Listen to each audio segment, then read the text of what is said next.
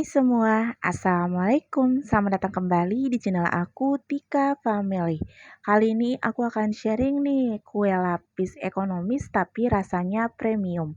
Nah, pengen tahu gimana aku cara buatnya? Nonton terus videonya sampai selesai. Dan semoga kalian suka dengan resepnya ya. Pertama, kita siapkan loyangnya dulu. Di sini aku menggunakan loyang ukuran 22 kali 22 cm dengan tinggi 4 cm. Kita olesi margarin tipis-tipis di bagian dasarnya, lalu kita alasi dengan baking paper. Kemudian di atasnya kita olesi lagi dengan margarin ya. Untuk bagian sisi samping-sampingnya nggak usah ya teman. Nah, setelah kita olesi margarin, ini kita sisihkan. 100 gram margarin, di sini aku menggunakan Blue Band Cake and Cookies ya teman. Kita aduk-aduk seperti ini dengan menggunakan spatula. Nah, air steamnya ini udah mendidih banget, jadi aku matikan kompornya, lalu kita biarkan secara manual aja seperti ini sampai margarinnya larut. Nah, kira-kira seperti ini kita sisihkan. 85 gram gula pasir atau setara dengan 8 sendok makan gula pasir munjung ya. Ini kita tuang ke dalam wadah yang bersih. 4 butir telur ukuran sedang, wajib fresh ya teman. Tips untuk memilih telur yang fresh, jika kalian rendam di dalam air, telurnya nggak mengapung ya. Dan jika kalian sorot di cahaya, telurnya itu berwarna kemerahan. 1 sendok makan susu bubuk, di sini aku menggunakan Denko ya. 1 sendok makan tepung maizena, ini kita masukkan ke dalam campuran telur, gula, dan susu tadi, kita tuang semuanya. 1 sendok teh emulsifier, di sini aku menggunakan SP ya teman. 80 gram tepung terigu protein rendah atau setara dengan 8 sendok makan ya. Ini kita tuang semuanya ke dalam wadah.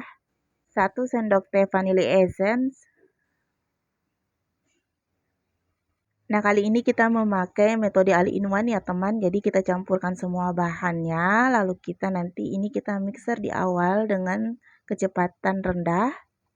Lalu kita naikkan lagi kecepatannya hingga mencapai kecepatan tinggi.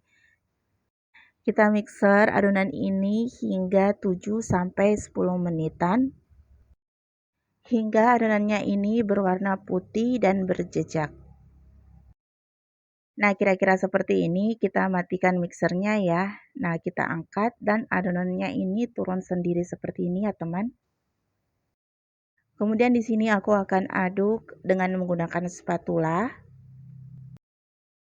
Kita masukkan margarin yang sudah kita cairkan, lalu kita aduk adonan dengan menggunakan teknik aduk balik seperti ini. Pastikan nggak ada endapan margarin di bawah adonan ya. Kita aduknya perlahan. Nah, kira-kira seperti ini. Ini kita sisihkan. Kemudian kita tuang adonan di atas loyang yang sudah kita alasi dengan baking paper.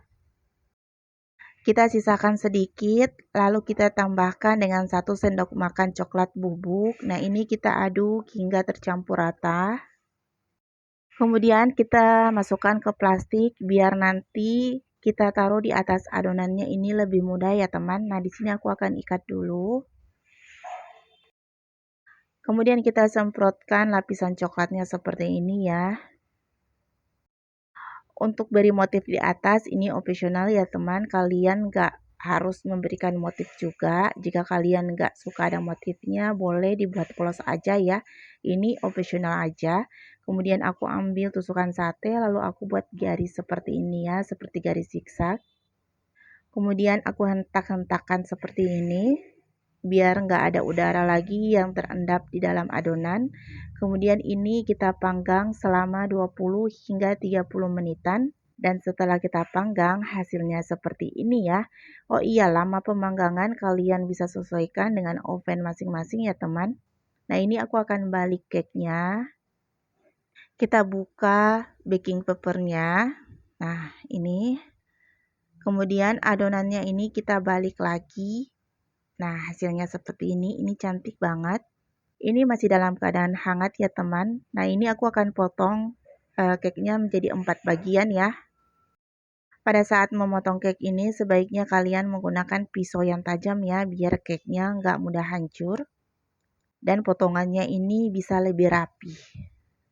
Kemudian cake-nya ini aku balik ya teman, lalu aku olesi dengan selai nanas seperti ini. Nah kalian bisa ganti dengan buttercream dengan syarat kalian harus menunggu cake-nya ini dalam keadaan dingin terlebih dahulu ya teman. Nah ini kita susun cake-nya, kita lakukan hal yang sama, lalu kita tekan-tekan seperti ini.